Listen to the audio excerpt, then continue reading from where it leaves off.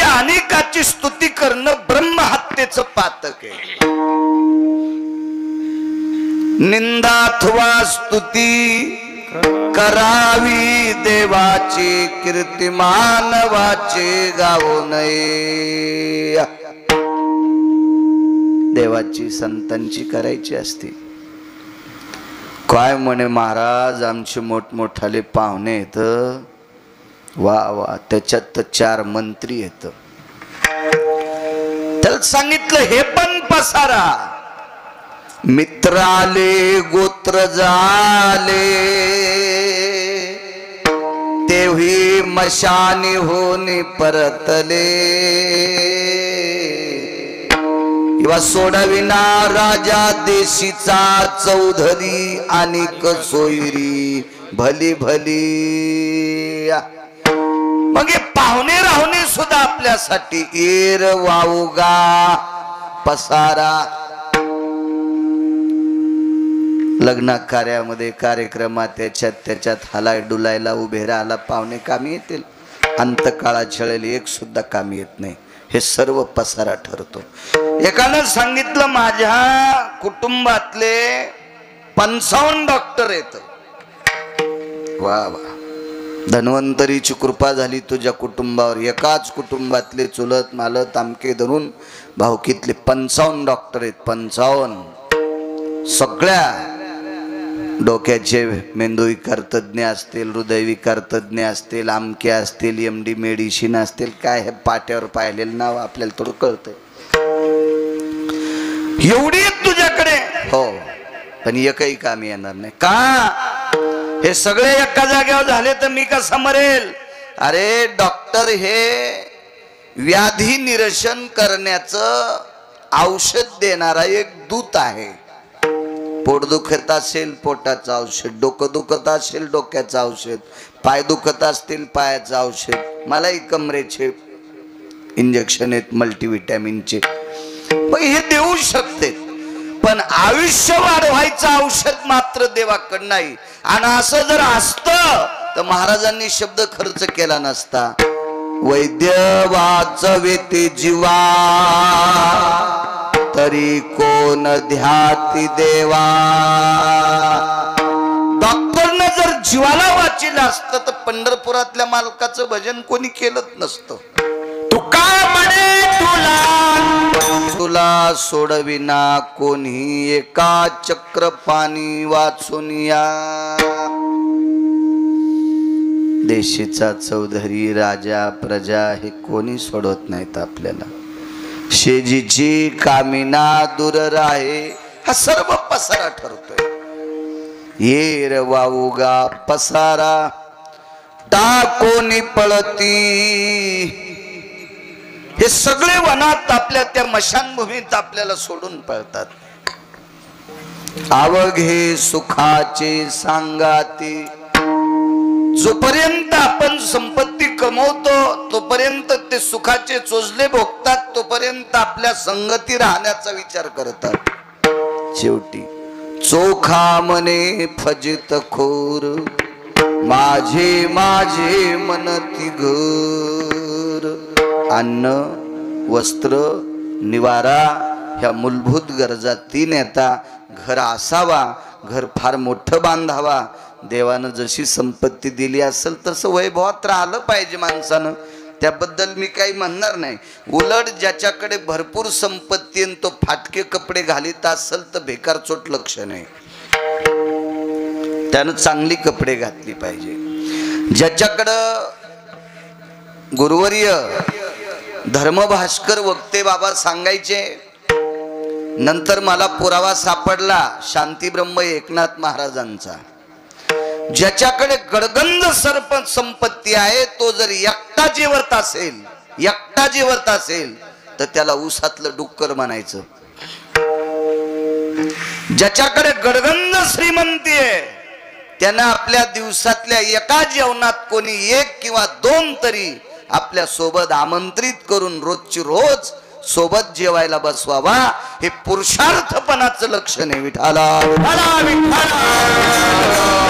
आमच्यानं पैसे जवळ आहेत तरी दात घाशीत दुसऱ्याच्या दारात जातो, मग त्याला मानावंच लागतं चहा पी। भिकार चोटपणा पण लाजतो याला. भिकार चोटपणा म्हणला याला भिकार चोटपणा म्हणू नका, मी इतका भिकार चोट नाही. माझा भिकार चोट नाव सुद्धा याला खोट आहे. याच्यापेक्षा पलीकडची उपमा द्या. वैभवात राहिलं पाहिजे. बांधावं मोठं घर, बांधावं सगळ्या वैभवात, पण घर बांधत असताना असं समजून बांधायचं की पोरं आपल्याला छतावर पेटिणार नाहीत. असं समजून बांधलं की मग चोखोबारायच्या पुराव्याला आपण बसतो. चोखा म्हणे फजित खोर, माझे माझे म्हणती घर. हा साधा सोपा सरळ अभंगाचा अर्थ. झालं कीर्तन विठाला विठाला. मोठ्या अट्टहासाने भावयुक्त अंतकरणाने प्रथम पुण्यस्मरण. कागदावर नाव वगैरे लिहून द्या. हे प्रथम पुण्यस्मरण आहे आणि त्यानिमित्त कीर्तनाचं आयोजन केलं आणि ज्ञानोबराय तुकोबरायचं नामचिंतन सांगण्याचा योग माझ्यासारख्या सर्वसामान्य अल्पज्ञानी गिरगावकराला आलेला आहे.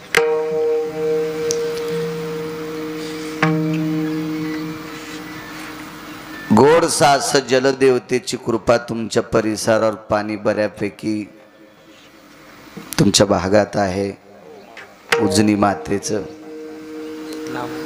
अशा परम पावन प्रगल्भ प्रसन्न समृद्धीच्या उंच स्थितीत गोड असणारा हा, समृद्धी म्हणजे प्रगती, अशा अवस्थेवर आरूढ असणारी तुम्ही या प्रांतातली माणसं, त्यातली त्यात हे स्वामी चिंचोली नावाचं गाव जिथे भगवान प्रभू रामचंद्राचं फार पुरातन शिवकालीन मंदिर आहे. भगवान समर्थांच्या हस्ते ज्या मूर्त्यांची प्राणप्रतिष्ठा झाली, भगवान विराजमान त्या मंदिरात झाले, असं म्हणून या गावाला स्वामी चिंचोली असं नाव प्रदान झालं. या स्वामी चिंचोलीमधील ग्रामस्थ आदरणीय ज्यांचं पुण्यस्मरण आहे, गंगूबाई तुकाराम होले. गंगूबाई तुकारामजी होले होले विश्वाच्या मालकाच्या सानिध्यात त्या विलीन झाल्या. दक्षिणेच्या मालकाचा निरोप आला आणि त्या निरोपाला सामोरं त्यांना जावं लागलं. त्यांच्या परिवारात सात्विक, सदाचारी, पुण्यशील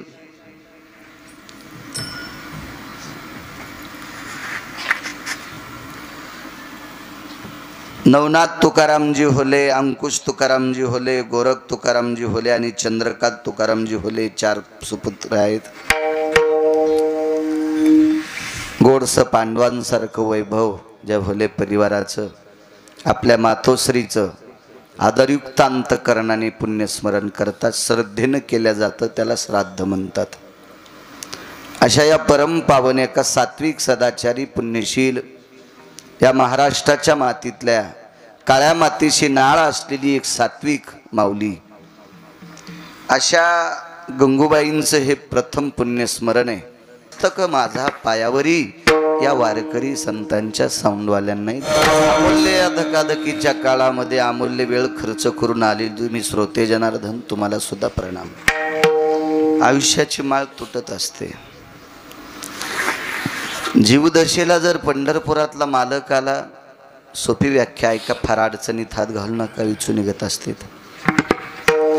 जीवदशेला जर पंढरपुरातला मालक आला तर त्याला सुद्धा थांबता येत नाही. येरती पामर जीव किती, वेळ संपल्याच्या नंतर त्यालाही जावं लागतंय. तुम्ही आम्ही कोण्या झाडाचा पाला आहेत.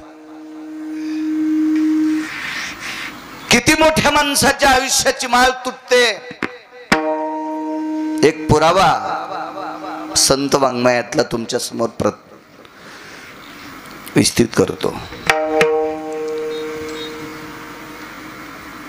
एका व्यक्तीचा व्यवसाय पोट भरण्याचा ढोलवाजीने. ढोल हे वाद्य वारकरी संप्रदायामध्ये अंशतः काही प्रमाणात मानलेलं वाद्य आहे.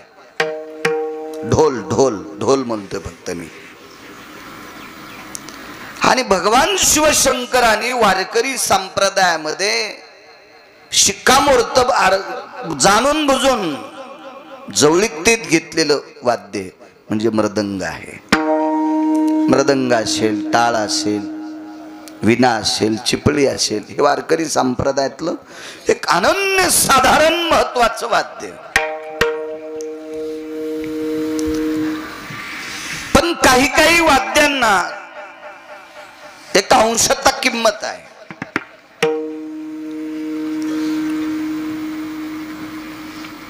युद्धामध्ये वाजवल्या जाणारं वाद्य